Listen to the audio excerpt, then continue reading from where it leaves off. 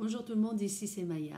Je suis très contente de revenir aux vidéos. Moi, ça fait une année que je fais des vidéos, mais bon, tout à coup, il y a eu un silence au fond de moi-même et je ne sais pas pourquoi. Et bon, cette année 2019, je reviens tout doucement parce que je sens un appel intérieur pour ça.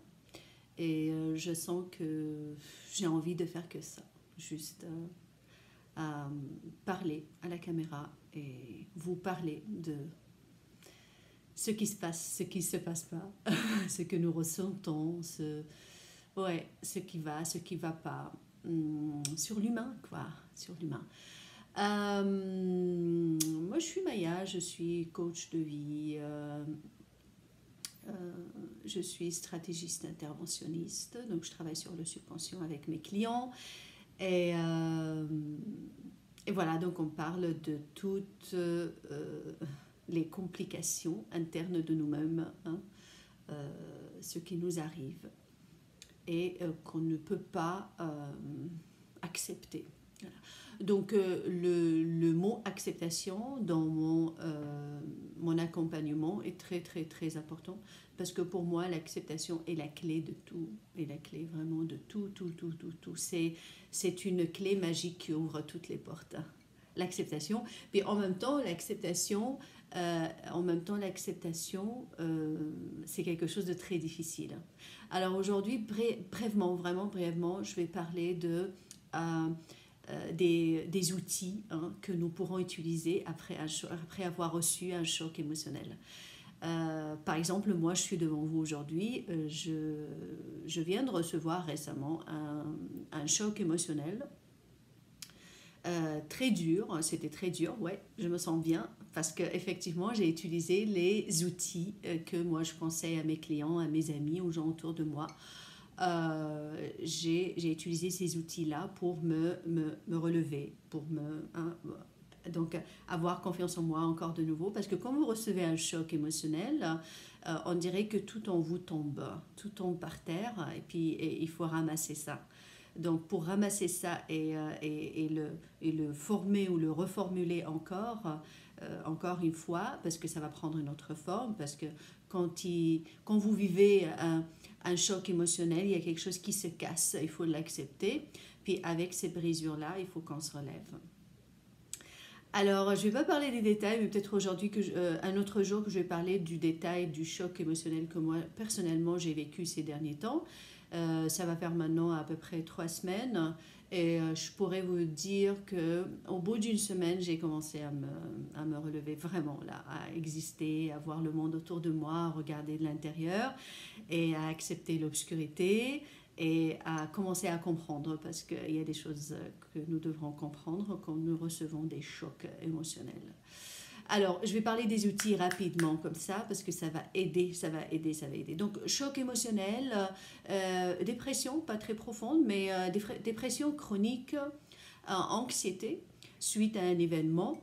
Vous pourriez vivre une anxiété qui dure longtemps suite à un événement, à un choc, bien sûr, à un échec dans votre vie, peu importe. Bon, moi, je ne crois pas aux échecs, parce que tout ce que nous vivons, hein, nous nourrit. Tout ce que nous vivons nous nourrit de l'intérieur et nous fait grandir. Ça, c'est sûr et c'est certain. Alors, moi, les outils, la première chose que je vous conseille de faire et que je fais moi-même quand je reçois un choc émotionnel ou quand je vis une anxiété, je suis dans une période d'anxiété, la première chose que je fais, c'est que j'arrête. J'arrête de faire tout, de vouloir tout faire. Je ralentis, voilà, c'est mieux. Okay. Donc la première, le premier outil, c'est ralentir. Hein. Vous ralentissez. Pourquoi? Parce que quand nous recevons un choc émotionnel, notre corps nous demande plus d'énergie. D'accord? Donc il faut ralentir. Il faut ralentir pour donner le temps à votre corps de digérer et intégrer ça. D'accord? Parce qu'un choc émotionnel ou une anxiété forte suite à un événement, un échec, ça fait boum dans votre système. D'accord? Donc, je parle vraiment du système organique et tout. Je ne parle pas de l'énergie maintenant, des émotions, c'est autre chose. Mais vraiment, physiquement, vous recevez un grand boom au fond de vous-même. D'accord? Donc, ce qui veut dire, je ralentis et je me repose. Donc, j'ai besoin de repos. D'accord? Donc, ce n'est pas le moment de responsabilité, ce n'est pas le moment de réalisation de rêves, ce n'est pas le moment d'installation d'objectifs, ce n'est pas le moment de réalisation. Non. C'est vraiment le temps de ralentir, se reposer, écouter son corps. Par exemple, dans mon cas, c'était je voulais dormir beaucoup et je voulais manger. Ça m'a beaucoup aidé. Donc, je vais passer à la nourriture tout de suite. Donc, première astuce, quand tu es dans la merde émotionnellement, tu sais, ralentis, dors. Ralentis, écoute ton corps, fais rien, lâche tout. Ne t'inquiète pas, tout va rentrer dans l'ordre après. T'inquiète pas, s'il te plaît. Tu vas pas dire, oh, non, non, non, non. Ralentis, prends un congé. Et moi, je préfère que la personne reste seule aussi. C'est mieux, d'accord? Écoute-toi. Si tu veux rester seul, reste seul. Si tu veux être avec un ami proche, parce que les amis et le contact avec les autres risquent de approfondir la plaie. Moi, personnellement, je préfère parler à quelqu'un de confiance ou parler ou un thérapeute, une thérapeute, parce que je sais que de l'autre côté, il y a de la bienveillance et de l'amour, que de parler à quelqu'un que je sais peut-être que la personne va me blesser. Tu n'as pas besoin de plus de blessures. Tu es déjà blessé, d'accord? Quand tu es déjà blessé, fais attention à toi. Cette blessure, il faut prendre soin, d'accord? Donc, quand on est blessé, il faut savoir à qui on parle, où on va, qu'est-ce qu'on fait. Il faut faire attention, d'accord? Sinon, on se fait encore plus mal. Donc, première réaction, ralentis. On arrête l'action, c'est pas le moment de projet, c'est pas le moment de travailler fort, ce n'est pas le moment de réaliser, d'accord? Je ralentis, j'écoute mon corps, je suis blessée. Hein? C'est logique, non? Pourquoi quand tu es blessé, ton doigt est blessé, tu ralentis automatiquement parce que tu peux pas toucher les choses comme ça et tout. Pas pareil, émotionnellement, quand ton cœur est blessé, la même chose. Et ce n'est pas le moment d'aller à gauche, à droite, hein, d'accord, et de pousser très fort. Donc, je ralentis, j'écoute mon corps, je me repose. Deuxième chose, je mange bien. Je mange, moi, j'ai mangé beaucoup pendant ce dernier choc émotionnel. J'ai mangé beaucoup. Et je peux vous dire, ça m'a sauvé la vie. D'accord? Ça m'a sauvé la vie. Parce que sentir quelque chose qui me tenait ici, mon Dieu, je me sentais en sécurité. Pourquoi j'avais faim? En fait, tu as faim parce que ton corps... Attendez une seconde. Pardon, je viens de me réveiller, puis là, je voulais transmettre. Transmettre. Parce que tu as besoin ici de sentir, c'est une sécurité au fond de toi-même. Et parce que ton corps, il dépense beaucoup plus d'énergie, tes cellules, le foie, le cœur... tout travail, tes reins et tout, l'émotionnel. Donc à l'intérieur, c'est les pompiers à l'intérieur. Il y a une urgence. D'accord? Donc c'est pour ça, te nourrir, c'est te donner de l'énergie à ton corps pour qu'il absorbe ce choc, pour qu'il puisse faire... Parce que la survie, là, pour qu'il puisse faire ce qu'il faut pour absorber le choc. Parce qu'on ressent des choses, on ressent des choses au fond de nous-mêmes. Puis ces choses-là font des dégâts physiquement, physiologiquement, d'accord? Donc, mange, mais pas n'importe quoi, d'accord? Dans mon cas, donc, je suis restée consciente. C'est bien de travailler sur soi-même parce que même pendant les chocs émotionnels, tu restes conscient, d'accord? Donc dans mon cas, je suis avec mes larmes et tout ça, je suis restée consciente et je choisissais de la bonne nourriture. Donc je prenais des vitamines, je mangeais végétarien. J'ai choisi de manger beaucoup de végétal, des grosses assiettes végétariennes, gourmandes, voilà, pour ne pas prendre du poids, pour ne pas faire des dégâts, Alors, j'ai beaucoup mangé et je n'ai pas pris 1 milligramme, rien, parce que mon corps avait besoin de ça. Au contraire, donc, parce que je savais que j'allais maigrir avec ça. Alors, tu manges bien. Écoute ton corps, donc si tu as envie de manger, tu manges, mais pas la glace et n'importe quoi, parce que ça va encore fatiguer le corps. Le corps, il est là en ce moment-là, au moment de choc émotionnel, pour gérer cette situation difficile, d'accord? On va pas lui mettre, on va pas inflammer le système, on va pas mettre du sucre, on va pas, d'accord? Beaucoup de gras parce que le corps est occupé. Alors qu'est-ce qu'on va lui mettre? De la vraie nourriture, de la crudité, des salades. Oui, tu peux prendre des gâteaux et tout, mais choisis des bons gâteaux. Et on boit beaucoup d'eau et on boit beaucoup de tisane. En fait, on se gâte, mais on reste conscient. Parce que quand je vais prendre le pot de glace, crème glacée, on dit au Québec, si je vais prendre ça, je suis en train de m'auto-détruire encore. Parce que non seulement que je suis détruite, mais dans ce moment-là, je suis détruite, quelqu'un m'a détruit, quelqu'un a voulu me détruire, tu comprends? C'est juste comme ça, c'est la vie.